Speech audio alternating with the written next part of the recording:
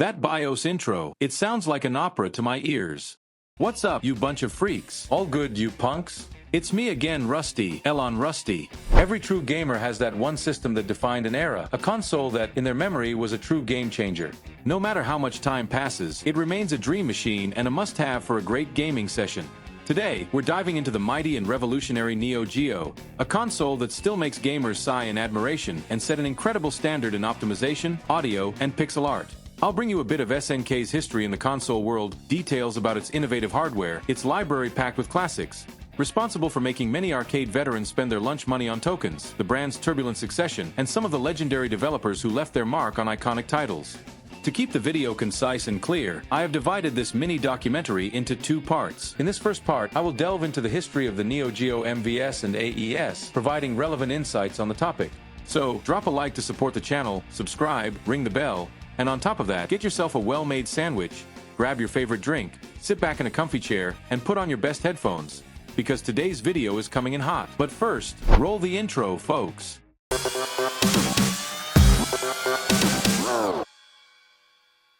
We know that by the late 80s and early 90s, the gaming market was experiencing an incredible boom, an era I believe, unfortunately, we may never witness again. But I sincerely hope I'm completely wrong about that. Taking advantage of this growth, another company that had already developed some games entered the fray with full force, ready to knock out the giants Nintendo and Sega.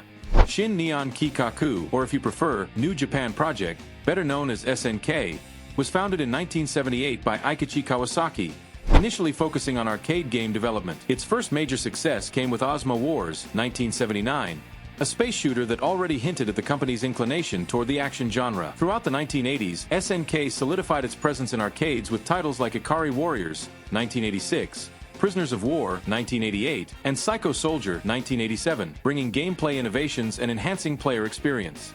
Seeing this favorable landscape, on April 26, 1990, SNK launched the Neo Geo, Latin for New World, stylized as Neo or Geo. It was initially released in two ROM cartridge-based formats, an arcade system, multi-video system, MVS, and a home console, Advanced Entertainment System, AES. The arcade system had the groundbreaking ability to store multiple interchangeable cartridges, a feature that contrasted with the traditional single-game arcade cabinets of the time, making it popular among arcade operators. With this platform, SNK introduced some of its most iconic franchises, such as Fatal Fury, Samurai Showdown, Art of Fighting, and The King of Fighters, which has a more tangled storyline than a pig's tail. These games redefined the fighting genre and set a new benchmark for visual quality. By the early 90s, many companies were looking for ways to cut manufacturing costs, optimize space, and make arcade systems more attractive to business owners. It was in this context that Takashi Nishiyama, the creator of Street Fighter, who had recently left Capcom, joined SNK after receiving an invitation. Nishiyama played a crucial role in the development of the Neo Geo. He proposed the creation of an arcade system that used ROM cartridges, similar to a home console, a revolutionary concept of the time, allowing arcade owners to swap games easily. He also suggested a home version of the system, aiming to make it more accessible to markets such as China, Hong Kong, Taiwan, Southeast Asia, Central America, and South America, where dedicated arcade cabinets struggled due to rampant piracy. In addition, Nishiyama was the mastermind behind the Fatal Fury series, considered a spiritual successor to the original Street Fighter. He was also involved in the development of Art of Fighting, The King of Fighters, and even the legendary Metal Slug. Not bad for the guy, huh? The Neo Geo's hardware was an evolution of an arcade platform developed by SNK in partnership with Alpha Denture, based on the renowned Motorola 68000 processor. This technology had already been used in Time Soldiers, and was later refined in the SNK M68000 platform. Unlike other popular arcade hardware of the time, the SNK/Alpha Denture system used sprite strips instead of the traditional tile map-based backgrounds. And for those unfamiliar with the M68000, here's a brief explanation of this legendary processor. The Motorola 68000 was, of course, developed by Motorola, with a design led by a team of engineers in the late 1970s. The project was heavily influenced by Tom Gunter, Chuck Peddle, creator of MOS 6502, and William Walker, among others. Launched in 1979, the 68000 became one of the most influential CPUs in history, powering various systems, including the Neo Geo, Commodore Amiga, Apple Macintosh, Sega Genesis, and even arcade boards from Capcom and SNK. The Neo Geo's architecture was primarily developed by Eiji Fukatsu from Alpha Denture, whose name appears in the credits of at least 22 SNK and Sega games. The system incorporated sprite scaling through ROM-stored tables, supported significantly larger cartridge storage, and featured superior sound hardware.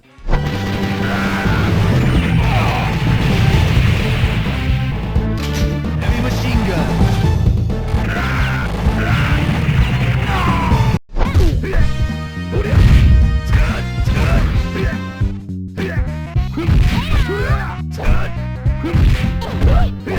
The final specifications were completed in December 1989. Marketed as the first 24-bit system, the Neo Geo actually housed a 1632-bit Motorola 68000 CPU, an 8-bit Z80 coprocessor, and a Yamaha YM2610 audio chip with 15 channels. Its graphics chipset had a 24-bit data bus, making it one of the most powerful systems of its time, surpassing any home console and even rivaling arcade systems like Capcom's Play System. In some cases, it even held its own against the CPS-2 and CPS-3.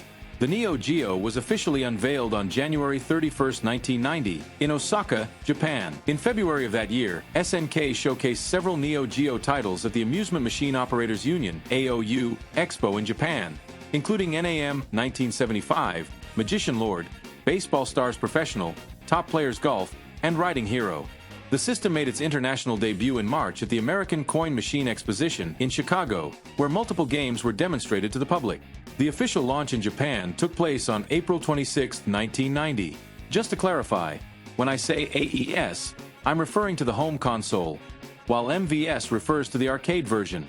Initially, the Neo Geo AES was only available for rental in Japan under the name Neo Geo Rental System because SNK hadn't planned to sell it due to high production costs. However, strong demand led the company to release it as a luxury console in 1991 for $649.99, equivalent to about $1,500 in 2024, making it the most expensive home console ever launched. The AES shared the same hardware as the arcade MVS, delivering an identical experience to arcade games. However, its cartridges had a different physical design, making them incompatible with the MVS. To cut costs, SNK released the Neo Geo CD in 1994, which used CD-ROMs instead of cartridges. Neo Geo's graphics and sound were miles ahead of other home consoles and even contemporary computers like the X68000, which, by the way, I'll cover in future videos. It also outperformed some arcade systems of the time. Unlike previous consoles, the MVS was one of the most advanced arcade hardware systems, allowing games to be stored on interchangeable cartridges instead of requiring dedicated cabinets for each title. In the US, the Neo Geo AES was initially planned for release at $599, including 2 arcade-style controllers and 1 game, Baseball Stars Professional or NAM 1975. However, at launch, the price was adjusted to $649.99 for the Gold system, which later included Magician Lord and Fatal Fury as bonus games. The Silver system, released at $399.99, came with 1 controller but no games. Individual game cartridges were sold separately for around $200 or more, making the Neo Geo a luxury product aimed at a very niche audience. And when I say niche, I mean exclusive.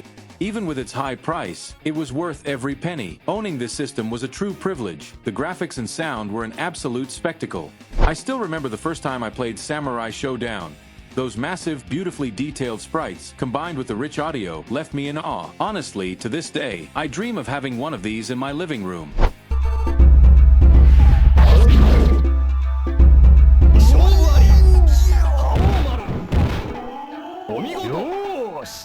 Another aspect worth highlighting is the imposing design of the console and joystick, with sleek, straight lines and the Neo Geo logo in gold pure luxury.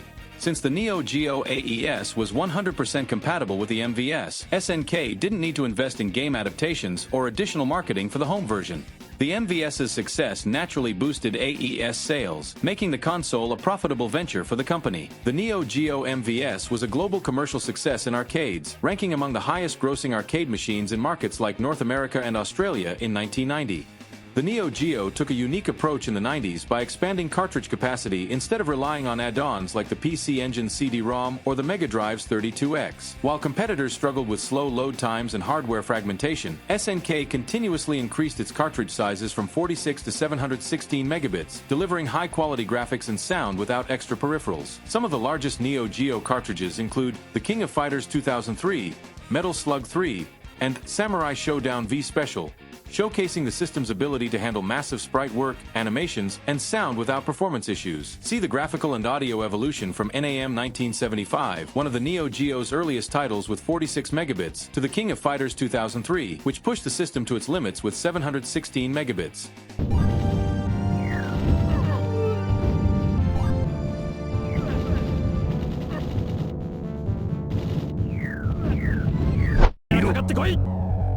Ready, go!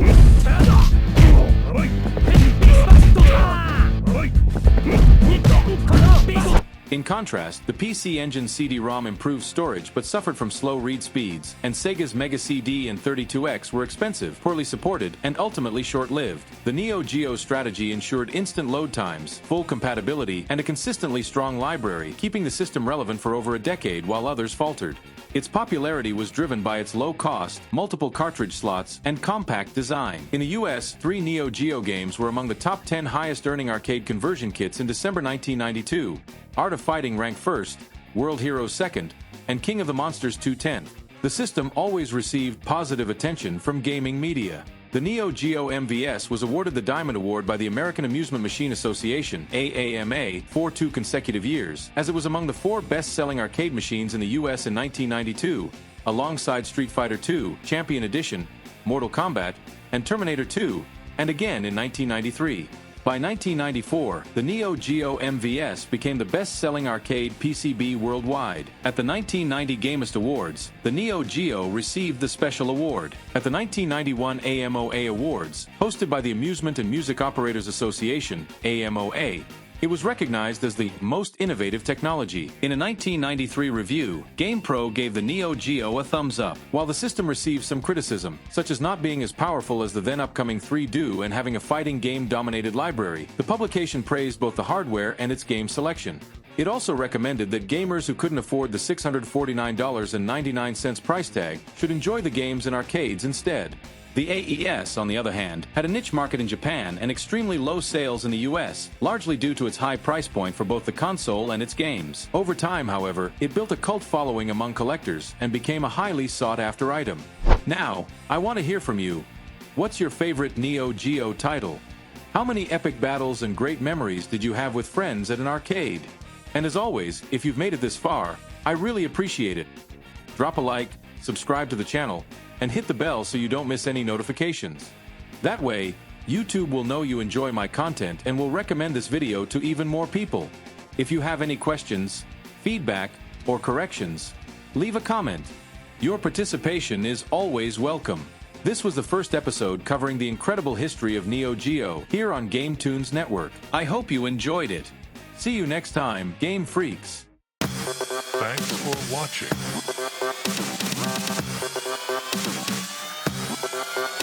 Wow.